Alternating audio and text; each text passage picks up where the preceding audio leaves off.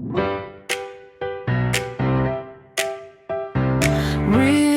people, real properties, real insights. Welcome to the Real Estate Diaries. It is Sunday, February 22, 2026. A very cold Sunday, I might add. Oh, absolutely freezing. We are deep in the thick of winter here. The snow is just piled up outside the studio. And usually right around this time of year, the real estate conversation follows a very predictable rhythm. Right, the whole spring market optimism thing. Exactly. We are usually looking at the spring market. We're talking about flashy headlines, prices hitting new highs, bidding wars returning in the suburbs. Or some economist predicting a bubble is about to burst for the 50th time. Yeah, the seasonal ritual. But today, our mission is entirely different. We aren't looking at the paint job on the house. We are going down into the basement, we are putting on the coveralls, and we are looking at the plumbing. I like that analogy. Because while everyone is out there arguing about the listing price of a semi-detached in the 905 or maybe a condo in Yaletown, the entire infrastructure of how Canadian real estate is financed, regulated, and taxed has just undergone a seismic shift. A massive shift. And frankly, if you are holding a portfolio of properties right now, whether it's just that first investment condo you bought a few years ago, or a portfolio of 20 doors, the ground has shifted beneath your feet. And the daily news headlines just aren't capturing it fully yet. No, they aren't. The mechanics of the market in 2026 are fundamentally structurally different than they were even 2 years ago. So whether you are prepping for a portfolio review this week, maybe you're eyeing the market thinking, hey, is this the dip to buy? Or maybe you're just trying to figure out why your landlord is suddenly so stressed out and fixing the sink himself instead of calling a plumber. Which is happening a lot right now. This deep dive is your reality check. We have a massive stack of sources today to get through. A heavy stack. Yeah, we're talking the latest reports from CMHC released just this month, February 2026. We have regulatory updates from OSFI that are quietly terrifying the banks. Terrifying is the right word. We have tax guides from the CRA and the City of Toronto that most people haven't even read yet. And we have some truly eye-opening and honestly somewhat depressing data on tribunal wait times from Renson and Tribunal Watch Ontario. And we really need all of those pieces to answer the core question of today's session. It's a heavy question, but it's the one that data is just screaming at us. Is the era of the mom-and-pop landlord in Canada effectively over? That is the question. We spent the last decade telling Canadians, telling ourselves, really that the path to wealth, the Canadian Dream 2.0, is buying a condo, renting it out, and waiting. Just buy and wait. But looking at this stack, it feels like the ladder is being pulled up. It's not just being pulled up. The rungs are being greased and the ladder is being set on fire. Well, on that cheerful note, let's get into it. Let's start with the big shift. You've called this a potential rug pull for a quarter of the market. What is happening in the back offices of the banks right now that has changed the game so drastically? Because I feel like nobody is talking about the bank rules. They only talk about interest rates. Right, everyone obsesses over the Bank of Canada rate announcements. But this comes down to a fundamental change in how rental properties are financed. The Office of the Superintendent of Financial Institutions, OSFI, has implemented new regulations that fully took effect at the start of this year, January 1st, 2026.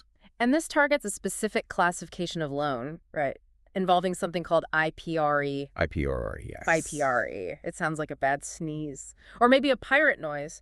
Or a very obscure IKEA furniture piece. It's definitely not IKEA. Let's unpack that acronym before we go further. It stands for Income-Producing Residential Real Estate. And here's the headline change. Banks now have to classify a mortgage as IPRE if the rental income from the property accounts for more than 50% of the income used to qualify for the loan. Okay, I want to slow down here because this sounds technical, like deep banking jargon, but it affects almost every small investor. Almost all of them, yes. If I am buying a rental property, I almost always need the rent from that property to help me qualify for the mortgage. My personal salary usually isn't enough to carry 2 or 3 mortgages on its own. Exactly. That is the standard model. You go to the bank, you show them the lease agreement or the market rent appraisal, and you use that potential rent to offset the debt. That's how the math has worked for 20 years. Right. But OSFI is now saying if that rent is doing the heavy lifting, if it's doing more than half the work of qualifying, you get this special IPRE tag. Why does getting tagged matter? Is it just a label? Do I get a gold star on my file? It's definitely not a gold star. It's a price tag. That classification signals higher risk to the bank. Under the new capital treatment rules, Banks have to hold more capital against those specific IPRE loans. And you know the golden rule of banking. If it costs the bank more to hold the loan, it costs you more to get the loan. Precisely. We are seeing this translate directly into higher interest rates and much stricter terms for these specific borrowers. It is essentially a surcharge on being a landlord who needs the rent to pay the bills. So let's look at the inequality of that for a second. If I'm a wealthy individual, say I make $500,000 a year, and I can carry the mortgage entirely on my own salary without even showing the bank the lease agreement, I don't get hit. Correct. You are viewed as a low-risk borrower. You bypass the tag. But if I'm a middle-class investor, maybe a teacher or a project manager, and I'm relying on the tenant's rent to qualify for the loan, I pay more. You pay the premium. It creates a divide. It heavily favors the capital rich over the income dependent. Right. But the bigger issue, the one that is really causing panic among the investor class and the mortgage broker community right now, is the ban on double counting. Double counting. This sounds like something you'd get in trouble for in kindergarten math, or maybe something Enron would do. What was happening before 2026 that allowed this? Well, previously the system was somewhat porous. Let's paint a picture. Let's say you have a good salary. Let's call it $20,000 a year. Okay. You use that salary to qualify for a mortgage on a rental condo. Great, you're approved. Then 2 years later, you want to buy a second rental condo. Building the empire. Exactly. In the old world, the pre-2026 world, you could use that same personal salary again, plus the rental income from the first condo, to support the second application. Your income was effectively doing double or triple duty across multiple properties. It's like using the same dollar bill to buy 3 different chocolate bars at 3 different stores. You show the dollar to the first cashier, buy the bar, then run to the next store and show the exact same dollar again. That is a very apt analogy. It was the engine of the accumulator model. You know those guys on YouTube who talk about owning 5, 6, or 10 units on a middle-class salary? A hustle culture, guys. Right. They were leveraging the same base income over and over. But OSFI has effectively said, no more. We looked at the guidance from Mark Joshua. He's the Director of Capital and Liquidity Standards at OSFI. What did he say? He was very explicit in the source material. He confirmed that income used on a first mortgage must now be removed or corrected when assessing subsequent properties. Each mortgage must stand independently. So let's walk through the mechanics of that. If my salary is used up on property A, I literally count as having 0 income for property B. Essentially, yes, regarding that specific income stream. For property B, the bank can only look at the income property B generates, plus any unused portion of your salary. But if you maxed out to buy property A, you have nothing left. Wow. This forces every new property to be self-sustaining purely on its own merits. Which sounds prudent in theory, right? Don't buy what you can't afford. It is prudent for the stability of the banking system. It prevents a cascade of defaults if someone loses their job. But for the investor, it is a massive blow. Without that base salary to lean on repeatedly, the rental property has to be incredibly profitable to qualify on its own. And they aren't. No. It needs to show a debt service coverage ratio that is very hard to hit in today's rate environment. As we will discuss in a minute, very few properties are that profitable right now. So the accumulator is dead. The highly leveraged accumulator is dead. The cash-rich buyer is fine. But wait, here is where it gets really interesting or scary, depending on who you are. The sources mention a massive ambiguity regarding renewals. Right, because everything we just said applies to new mortgages. If I'm buying today. But what if I'm already in the game? This is the elephant in the room. The regulations are crystal clear for new mortgages and refinancing. If you go to the bank today for a new loan, you face these rules. But there is significant concern in the industry, highlighted in the David Stroud piece we reviewed, about whether these risk weightings apply to renewals of existing mortgages. Let's play that out, because this is huge. If I bought a condo 5 years ago, back in the boom of 2021, interest rates were practically 0. My term is up now in 2026. I walk into the bank to renew. Haven't bought anything new. I'm just trying to keep what I already have. Normally, a renewal is a rubber stamp. You sign a paper and you're done. Yeah. But if the bank now has to classify your loan as IPRE because you rely on the rent and they have to hold more capital against it, they might be forced to pass that capital cost on to you at renewal. Even if I've never missed a payment. Even if your credit is perfect, Mm-hmm. we're looking at a potential 0.5% rate increase specifically due to this risk classification, on top of whatever market rate moves have happened since 2021. Let's put real numbers on that. Because 0.5% sounds small. It sounds like a rounding error to a lot of people.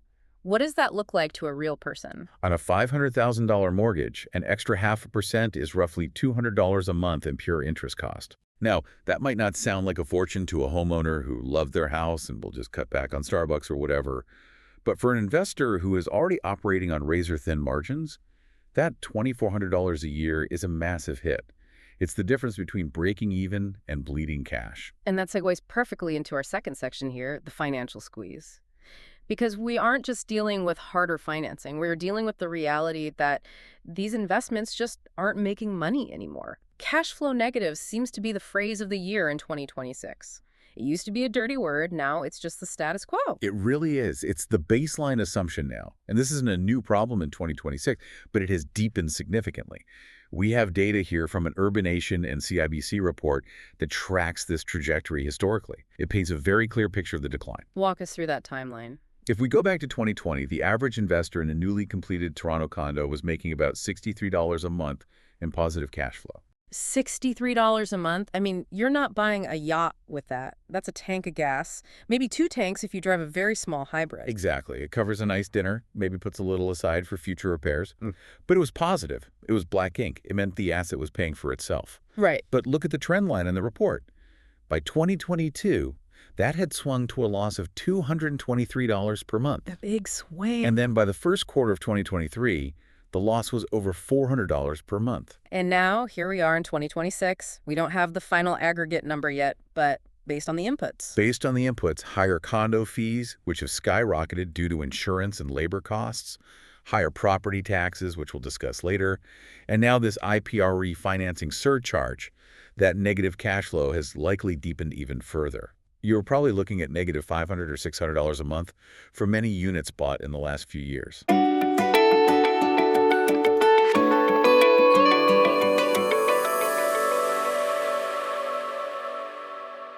This episode of the Real Estate Diaries is sponsored by PropCare. If you're a builder, landlord, or property manager, you know the reality. Most of your day isn't spent growing your business, it's spent coordinating it. After-hours calls from tenants, chasing trades for scheduling, endless paperwork and follow-ups. PropCare is a voice-first AI platform that handles all of that for you.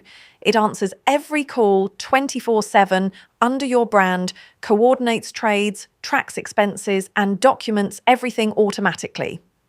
Built in Canada for Canadian property operators who want to run their business without it running their life, because every call you don't have to take is time you get back with the people who matter most. For more information, visit propcare.ca, and now back to the Real Estate Diaries.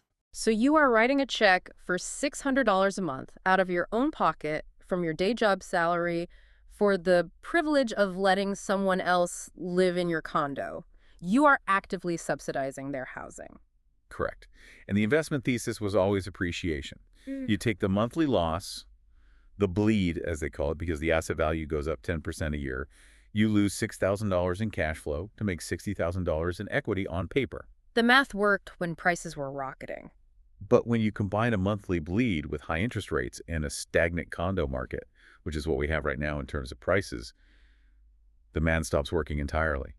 And that is why we are seeing what some are calling an investor exodus. People are just giving up. People are looking at their books, looking at the $600 leaving their account every single month, looking at flat property values and saying, why am I doing this? Let me just put my money in a GIC or an index fund and actually sleep at night. It's not just the market forces pushing them out, though. It really feels like the government is actively tightening the screws on the fiscal side, too. We have to talk about the crackdown on short-term rentals. The Airbnb apocalypse, as some are calling it, because for a lot of people, that was the escape hatch. If long-term rent didn't cover the mortgage, you'd just Airbnb it. That escape hatch has been welded shut. This is a severe fiscal crackdown. This started with federal tax changes effective January 1st, 2024, but now in 2026, we are seeing the full enforcement and the actual financial fallout during tax season. Right. The Canada Revenue Agency, the CRA, has a rule that denies all input tax deductions for non-compliant short-term rentals. I want to be crystal clear on non-compliant for you listening. This isn't just if you are evading taxes entirely. This is about local municipal rules, right? Exactly.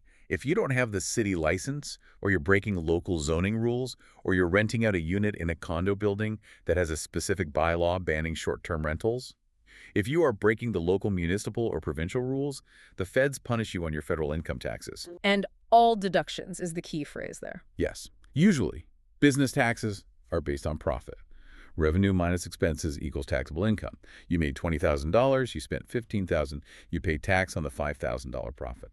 Simple. Makes sense. The CRA is saying if you are non-compliant, revenue equals taxable income. You cannot deduct mortgage interest, you cannot deduct property taxes, utilities, insurance, cleaning fees, nothing. Zero deductions. That is brutal. Walk us through the math on that using an example, because that sounds like it could actually bankrupt a small business overnight. It destroys the business model instantly. Let's say you earn $25,000 a year renting out a place on a short-term platform. And let's say your cost is in the mortgage, cleaning, platform fees, utilities are $20,000. Right. Normally, you'd have a $5,000 profit. Depending on your tax bracket, maybe you pay $1,500 in tax. You walk away with $3,500 in your pocket. Not bad for a side hustle. Okay, that works. I can see why people did it. Under this new rule, if you are non-compliant, you pay tax on the full $25,000 revenue. You cannot deduct the $20,000 in expenses. So if you are at a 40% tax bracket, you owe the CRA $10,000 in taxes. Wait, just to be clear, I brought in $25,000. I already paid $20,000 to the bank and the cleaners. Okay. I physically only have $5,000 left in my bank account, and the CRA wants $10,000. Exactly. You are now negative $5,000 for the year. You have essentially paid the government to run a business that loses money. Wow, that is a nuclear option policy? It is entirely designed to be punitive. It effectively destroys the financial incentive for anyone trying to fly under the radar. And on top of the federal rules, you have provincial layers piling on. British Columbia, for instance, has a new registry and fee structure that fully kicked in May 1st, 2025. It's just layer upon layer of compliance cost. And for the high rollers out there, the pain is even more specific. If you are buying luxury real estate in Toronto, the tax man is waiting at the door there too. Yes, this is the Municipal Land Transfer Tax, or MLTT.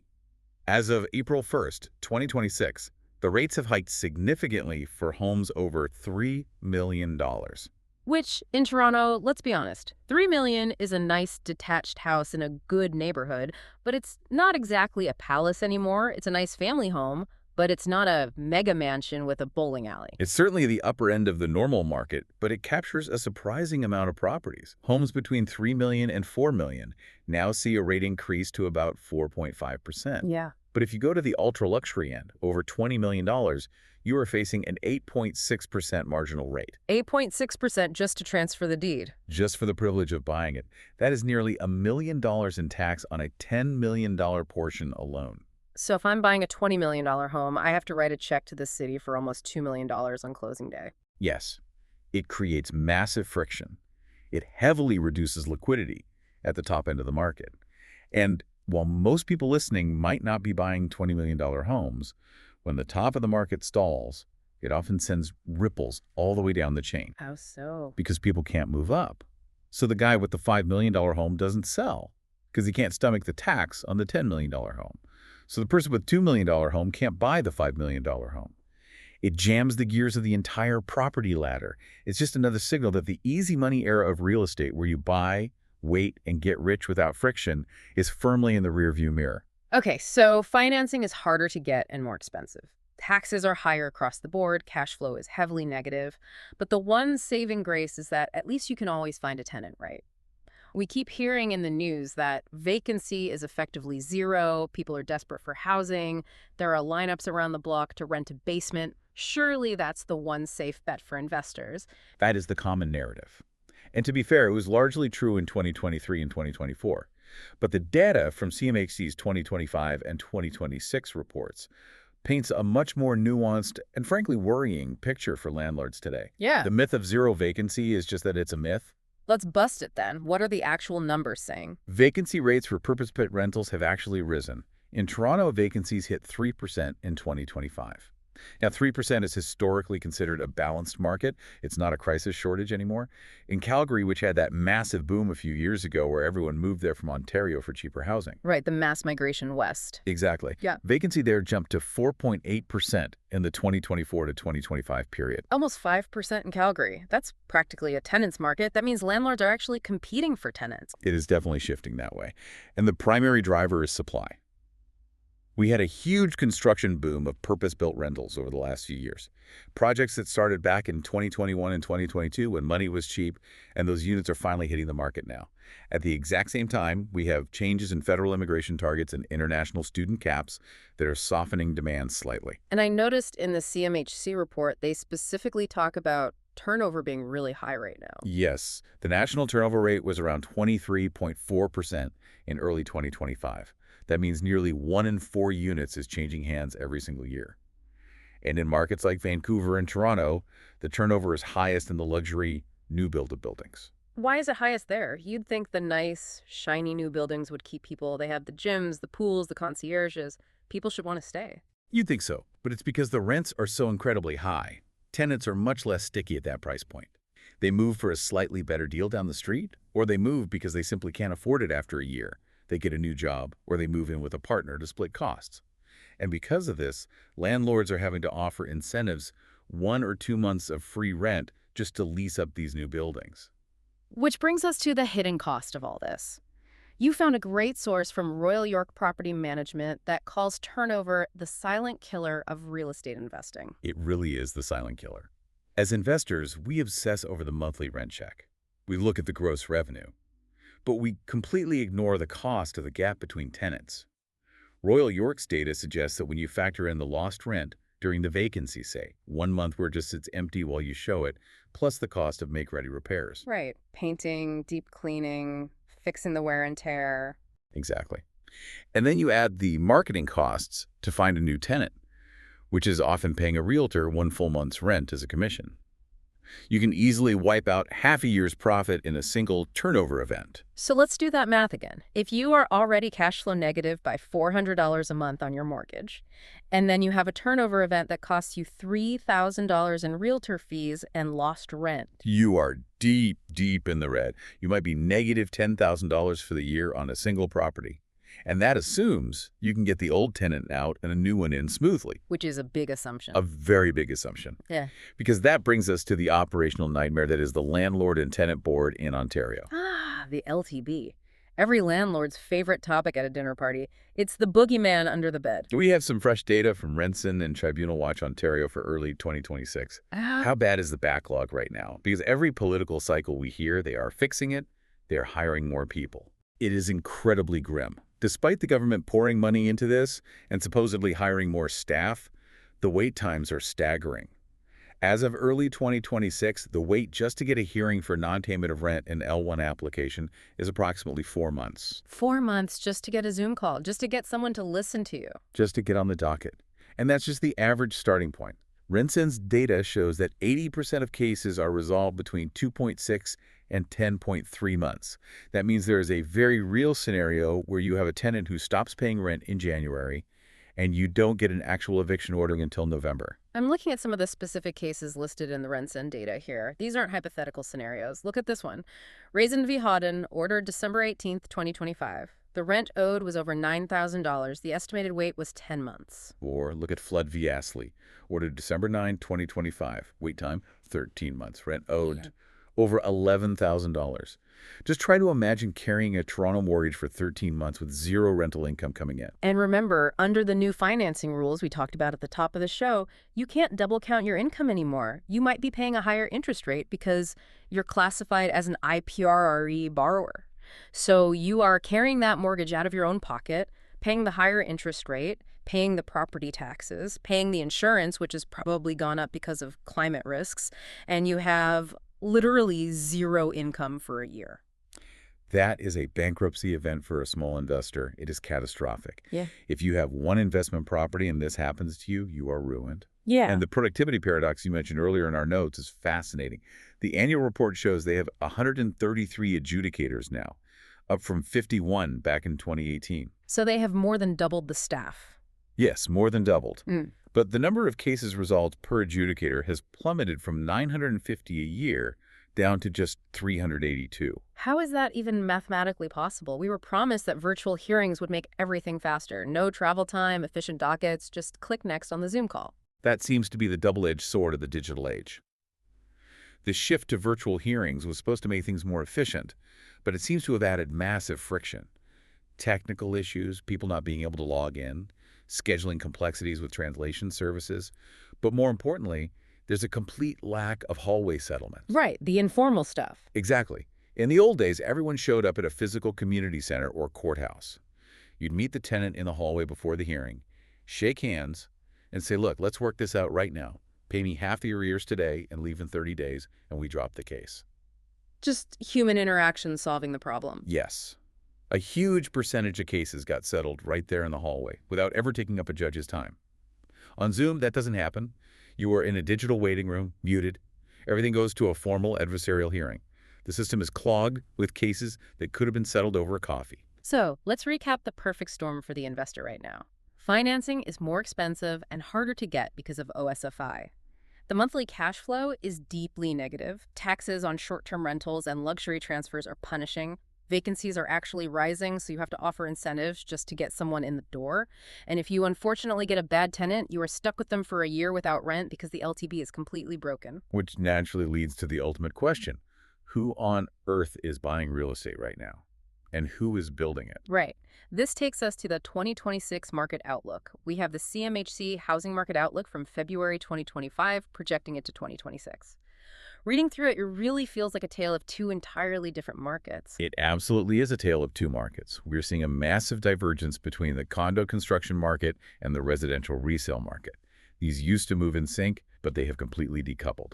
Let's start with the condos. If investors are the ones who historically buy 40 to 65% of new pre-construction condos, and that is the real stat, right?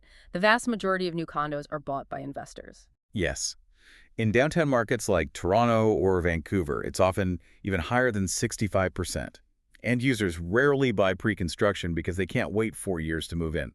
So if those investors are fleeing the market because of everything we just talked about, Then the condo construction market collapses. And that is exactly what the data shows is happening right now. Housing starts are slowing down dramatically, specifically in the high-density condo sector. You see, developers operate on a pre-sale model. They need to sell 70 to 80% of the units on paper before a single shovel hits the ground just to get their construction financing from the bank. and if the mom-and-pop investor isn't buying those paper units because the math doesn't work. The developer can't build, they cancel the project, or they pause it indefinitely. CMHC is forecasting a significant slowdown in new starts in Ontario and British Columbia, specifically because of this dynamic. Interestingly, though, Alberta is much more resilient. Why is Alberta different? Is it just the oil economy keeping things afloat? That helps, obviously. The economy there is strong. But it's actually more about the buyer profile. In Alberta, you have more people buying condos to actually live in them. They're residents, not just capital allocators looking for yield, so the demand is stickier. But in Toronto and Vancouver, where the investor is the kingmaker of new supply, the king has completely left the building. But then look at the flip side of the report.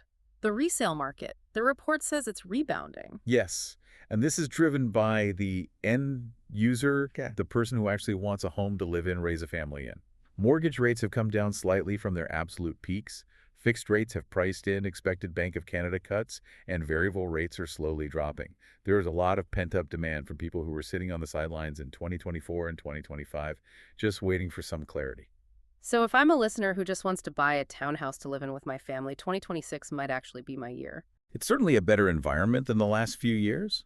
You have more inventory to choose from, largely because those discouraged investors are selling off their unprofitable units. You have slightly lower rates.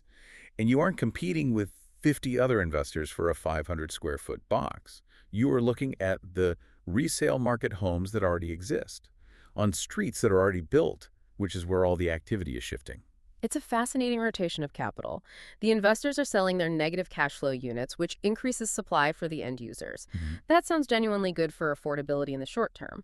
But because investors aren't buying new pre-construction units, the pipeline of future supply is being completely cut off. That is the crucial lag effect of real estate. Real estate is incredibly slow. It takes 5 years to zone, permit, and build a condo tower. We might feel like there is plenty of supply right now in 2026 because of the investor sell-off and the completion of buildings that were started back in 2022. But if we aren't starting new buildings today, we are going to acutely feel that shortage in 2029 and 2030. We are essentially borrowing supply from the future to solve an affordability problem today. And on the rental side, the report mentions a rebalancing happening right now. Rents are softening just as landlord costs are spiking. It's the margin compression we talked about. Supply is hitting the rental market just as demand cools slightly due to those immigration changes. Rent growth is slowing down. So if you are a landlord holding a negative cash flow property, hoping that a 10% rent hike next year will save you, you are out of luck. The market simply won't bear it. Tenants will just move to the new building next door that's offering 2 months free. Okay, we have one more scary thing to cover from our source stack. The hidden tax time bomb. This one truly blew my mind when I read the prep notes. I didn't realize this was still happening in 2026. Ah, yes, the MPAC time capsule. Yeah. Tell us about the 2016 anomaly. It is genuinely wild when you think about it. In Toronto and across Ontario, really, property taxes in 2026 are still being calculated based on the assessed value of your home on January 1st, 2016. That is 10 full years ago. My house was worth significantly less 10 years ago. Everyone's was. Exactly. Everyone's was.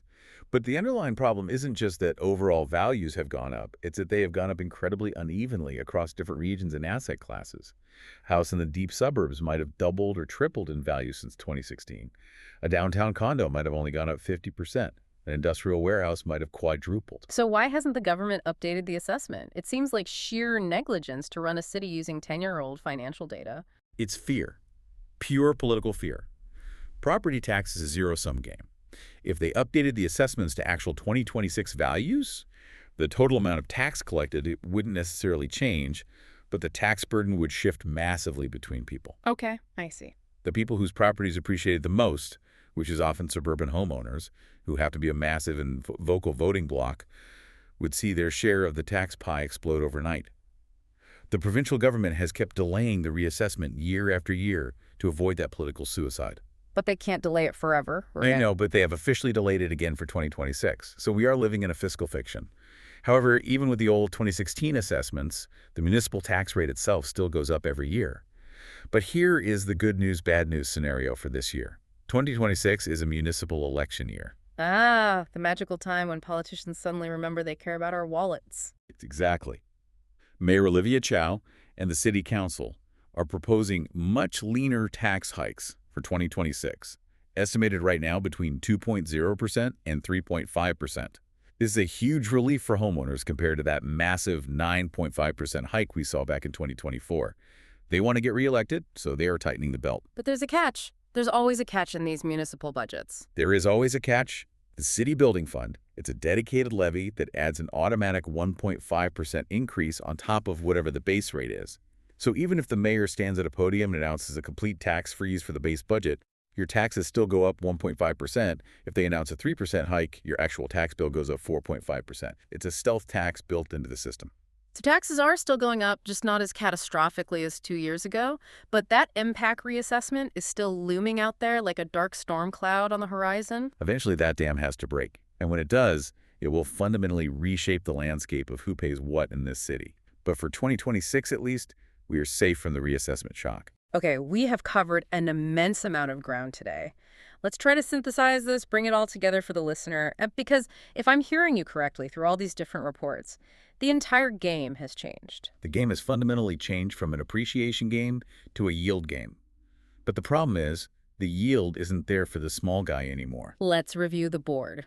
We had the financing freeze OSFI rules stopping you from leveraging your income twice, treating landlords as higher risk. We have the financial squeeze deep negative cash flow and punishing new taxes on short-term rentals. We have operational headaches, massive turnover costs, and a completely broken LTB that leaves you exposed for a year. And we have a market where new construction is stalling out while resale is finally picking up for regular home buyers. It is the perfect storm, and it is actively pushing the amateur investor out of the market. And I don't use the word amateur negatively. I mean the individual, the mom and pop, the person with a regular day job, and maybe 1 or 2 rental condos for retirement. They are looking at the math and finding that the risk-reward ratio just doesn't make sense anymore. So who steps in? Nature abhors a vacuum.